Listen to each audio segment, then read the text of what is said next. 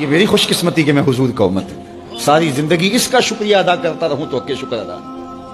ہم حضور کی امتی، نبی انتظار کرتے رہے، نبی منتظر رہے۔ حضرت خلیل اللہ اللہ کی بارگاہ میں پکار رہے ہیں، ربنا وابعث فیہم رسولا، مالک رسول بھیج دے۔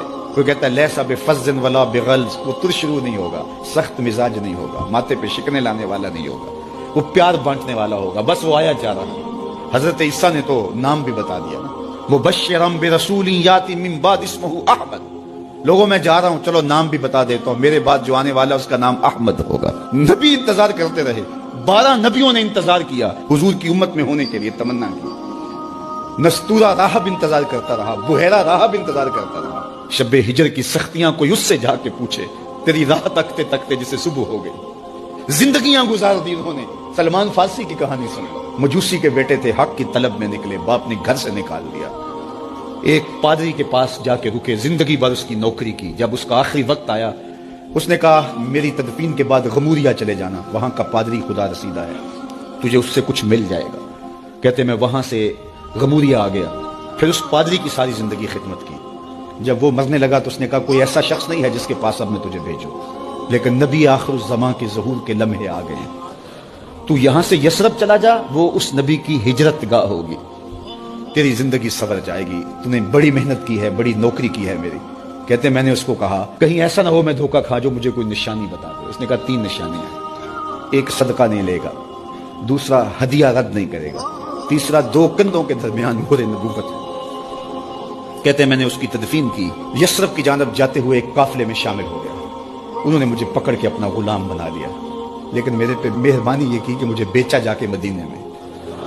ایک یہودی نے مجھے خرید لیا، میں اس کے باغ میں گوڈی کرتا تھا، کام کرتا تھا، کھجوریں توڑتا تھا، لیکن میں انتظار میں تھا کہ کبھی وہ نبی آخر الزمان آئے تو مجھے دید ہو، کبھی عرش پر، کبھی فرش پر، کبھی ان کے در، کبھی در بدر۔ غم عاشقی تیرا شکریہ، میں کہاں کہاں سے گزر گیا۔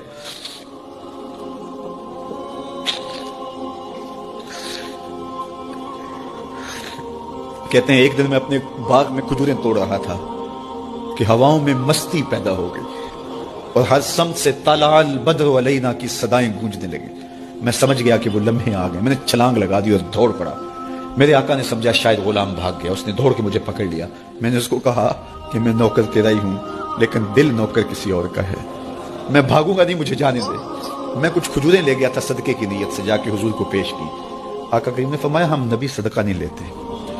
کہتے ہیں نشانی ایک پوری ہو گئی۔ کہتے ہیں کہ میں کچھ دنوں کے بعد اور کھجوریں لے گیا اور میری نیت ہدیہ کی تھی، میں نے پیش کی، حضور نے قبول فرما لی، لیکن میں بھی کہتا تھا تیسری نشانی بھی پوری ہو لے تو پھر مانوں گا، اور وہ کیا تھی؟ 2 کندھوں کے درمیان مہر نبوت۔ کہتے ہیں ایک دن حضور میرے باغ میں آئے اور آقا کریم نے اپنے مبارک کندھے پہ چادر رکھی ہوئی تھی اور چادر کی اوٹ میں مہر نبوت چھپی ہوئی تھی، اور میں پیچھے ہو کے دیکھتا تھا، اور میری آرزو یہ تھی کہ کوئی تیز جھونکا ہوا کا آئے اور چادر ہٹ جائے اور میں مہر نبوت کی زیارت کر لوں۔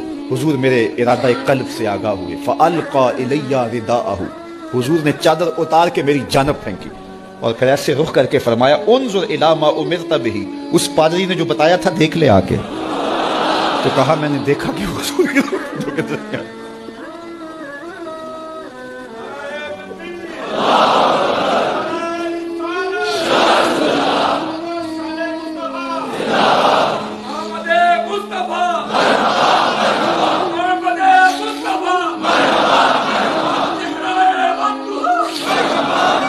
شب ہجر کی سختیاں کوئی اس سے جا کے پوچھے، تیری راہ تکتے تکتے جسے صبح ہو گئے۔